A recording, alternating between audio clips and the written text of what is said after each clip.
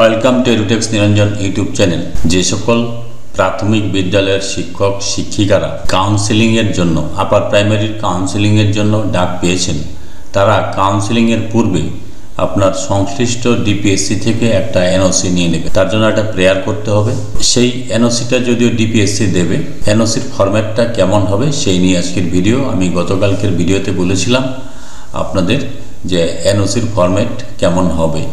এটা একটা স্যাম্পল দিচ্ছি, এটা ডিপিএসসি চেয়ারম্যান দেবে, কাজেই এটা নিয়ে আপনার টেনশন করার কোনো কারণ নেই। কীভাবে লিখবে সেটা তারাই জানে। যদিও আমি একটা স্যাম্পল দিচ্ছি, এখানে অফিস প্যাডে দেবে, ডিপিএসসি চেয়ারম্যানের প্যাডে office of the district primary school council, এখানে নেম অফ ডিস্ট্রিক্ট লেখা থাকবে, ডিস্ট্রিক্টের নাম যে জেলার ক্ষেত্রে হবে সেই জেলার নাম লেখা থাকবে। তারপরে এখানে ডিপিএসসির অ্যাড্রেসটা থাকবে এবং ডিস্ট্রিক্টের নামটা এখানে দিয়ে দিবে, আর এখানে পিন নাম্বারটা থাকবে, এখানে মেমো নাম্বার থাকবে, এখানে একটা ডেট দেওয়া থাকবে।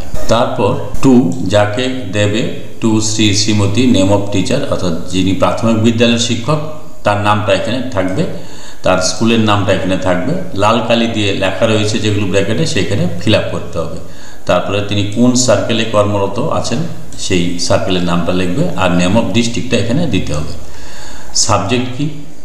সাবজেক্টে লিখতে হবে issuance of NOC for appearing in counseling process upper primary level conducted by WBCSSC first SLST upper primary teacher recruitment 2016।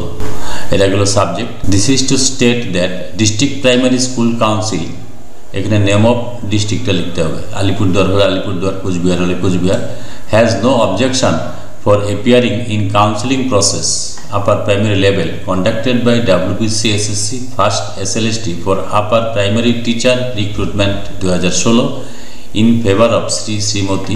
Name of teacher এখানে শিক্ষকের নামটা লিখতে হবে। এখানে অ্যাসিস্ট্যান্ট টিচার অফ, তিনি কোন স্কুলের সহশিক্ষক প্রাইমারি স্কুলের, সেই স্কুলের নামটা এখানে লিখবে। আন্ডার এখানে নেম অফ সার্কেলটা লিখবে। তারপর all concerned are being informed accordingly এই কথাটা লিখবে। তারপর এখানে চেয়ারম্যান সাইন করবেন, district chairman district primary school council, এখানে ডিস্ট্রিক্টের নামটা থাকবে, এখানে মেমো নাম্বারটা থাকবে, এখানে ডেটটা থাকবে। এবার কপি কাকে কাকে ফরওয়ার্ড করেছে, copy forwarded for information to the 1 number the sub inspector of schools, এখানে নেম অফ সার্কেল দেবেন আর এখানে ডিস্ট্রিক্টটা দেবেন। আর একটা 2 নম্বর কাকে অফিস কপি, অর্থাৎ একটা কপি অফিসকেও ফরওয়ার্ড করবেন। তো চেয়ারম্যান এখানে আবার chairman district primary school council, এখানে নেম অফ ডিস্ট্রিক্ট লিখতে হবে। এইভাবে এনওসি আপনাকে দেবে, এই ধরনের একটা ফরম্যাট। তবে ভাষাটা চেঞ্জ হতে পারে, তাতে কোনো সমস্যা নেই। এই এনওসিটা নিয়েই কিন্তু আপনাদের কাউন্সিলিংয়ে যাওয়া উচিত, না হলে কিন্তু আপনার এই যে পিএফের যে টাকা জমেছে সেটা তুলতে গেলে সমস্যা হবে, এবং লেংথ অফ সার্ভিস বেনিফিট অর্থাৎ কন্টিনিউশন অফ সার্ভিস কিন্তু আপনাকে দেওয়া নাও হতে পারে। এই বিষয়টা মাথায় রাখবেন। কাজেই এটা খুবই গুরুত্বপূর্ণ। যদি ভিডিওটি ভালো লাগে please like, share and subscribe this channel to get notification off the next update. Thanks for watching this.